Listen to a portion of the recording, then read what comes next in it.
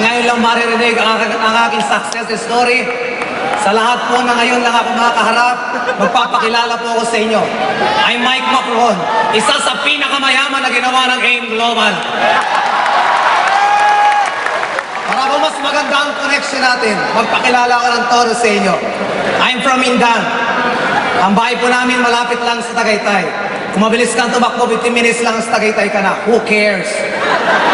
Pagka-graduate ko ng college, nagtrabaho agad ako. Ang first job ko po, naging auditor ng isang malaking company. Auditor ng Tagaytay Highlands International Gold Club Incorporated. Masaya po maging auditor. Kasi ino-audit mo ang ginagawa ng yung mga managers, kaya takot sila. Kaya lang nakaka-boarding maging auditor. 8 to 5 papasok ka, puro computer, puro papers. Patikit sa lahat, kaya nakaka-board yung mga kasamahan kong babae, hindi naman kagandahan ang mukha, babati pa sa'yo. Good morning, Mike. Anong morning ang pangit mo? Ayaw ko po ng pangit kasama. Kaya nung na-board na po akong maging auditor, nag-apply po ako sa SM. Sino na po nakapunta ng SM? Nakakita ng SM. Narinig na may SM. Nag-apply po ako sa SM. Siyempre, dahil ako'y gwapo, natanggap agad.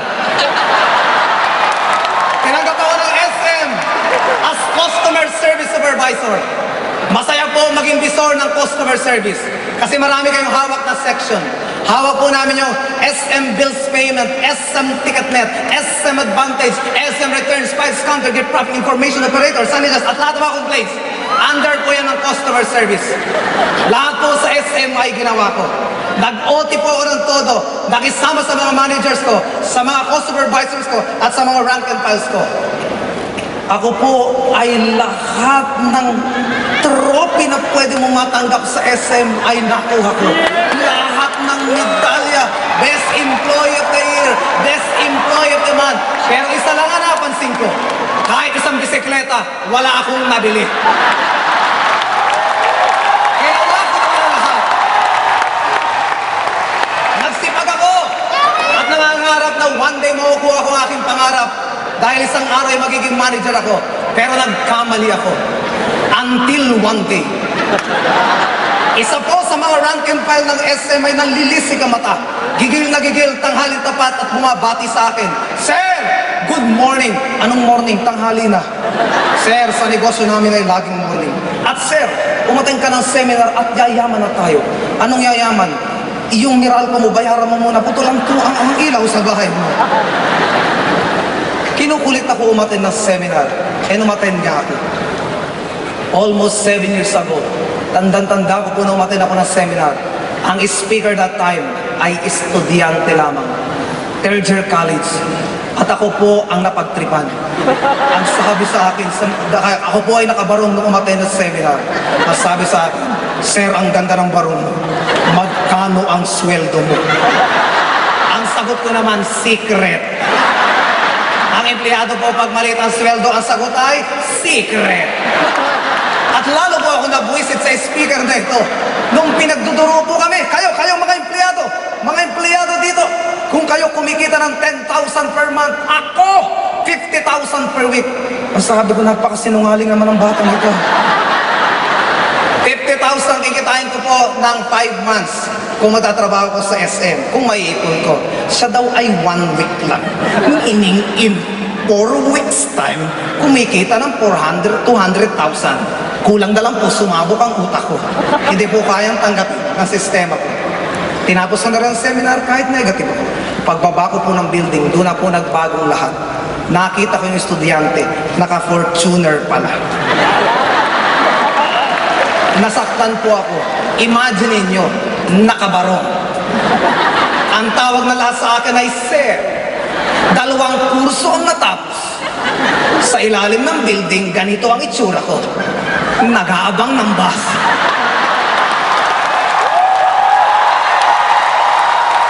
Samantala ito estudyante, naka-Fortuner na. Kaya nilapitan ko na po, binabahan ko na yung pride ko. Sabi ko, ay tutoy pa rito ka. Ano ang ginawa mo? Ano ba ang dapat kong gawin para yumamag din akong kagaya mo? Ang sagot mo ng bata, Sir, mag-7 ulo ka. Ang walang yung batang ito, 1 lang ulo ko, pag-ipit-ipit pa ako. Hirap na nga ako sa isa. And the rest history. And ginawa ko pong AIM Global. Ano po ang nangyari sa akin? In my 2 months time, nakabili po ako ng Honda Civic na kotse. May palapakan nyo naman. In my 5 months time, nakabili po ako ng condominium. Palapakan nyo naman. At nagsunod-sunod na po siya.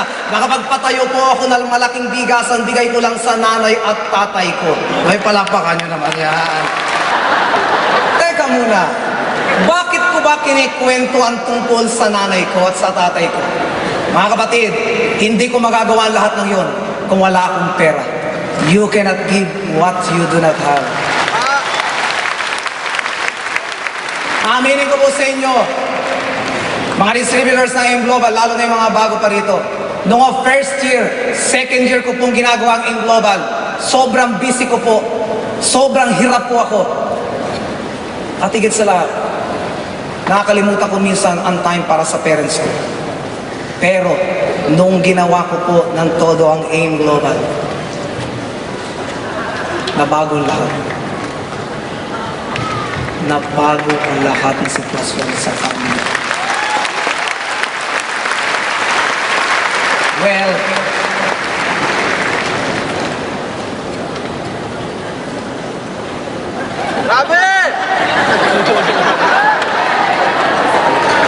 nagbago po lahat. Nung minsan isang araw, nakarinig po ako ng isang sermon ng pare. At gusto ko pong i-share ngayon sa Araneta. Sabi doon, sa mundong ibabaw, ang babae ay hindi mabibilang. Ngunit ang ina ay iisa lamang. You can call every woman mother, nanay, inang, mami. Ano naman ang tawag niyo sa inyo nanay? Pero ang katotohanan, isa lang talaga ang nanay natin. At hindi rin nasusukat ang isang puno hanggat hindi namumuhay. Hindi rin nasusukat ang kahalaga ng isang ina hanggat hindi pumapanaw. Mayroon akong question sa inyo. Kailan niyo huling tinreat ang nanay at tatay niyo? Sino po ang may mga nanay pa? Congratulations.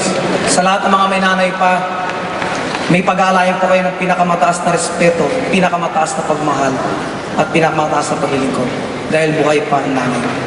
At agawin niyo pong bihikulo ang AIM Global para sila ay mapaligaya. Well, sa pagne-network ko po, may natuklasan ako. May tatlong mahalagang bagay po o words na lagi natin nakakalimutan. Time, strength, and money. Slide please. Meron ka bang time? Meron ka bang strength? May money. Usually, ang tatlong ito ay laging absent ng isa sa isang tao. Slide please. First scenario. Marami akong kilala. May time, may strength, pero walang pera. Yan yung mga tambay at walang trabaho. Second, meron akong kilala. Maraming time, maraming pera, pero wala nang lakas. Dahil matanda na nila nakuha ang kanilang wealth. Next, marami akong kilala, maraming pera, malalakas, pero walang time sa pamilya. Yan yung mga nag-aabot. And salamat sa AIM Global. Ako nakaharap nyo. Kompleto po ako. Meron akong time, may strength, at mapera. Kaya salamat AIM Global. I love you AIM Global.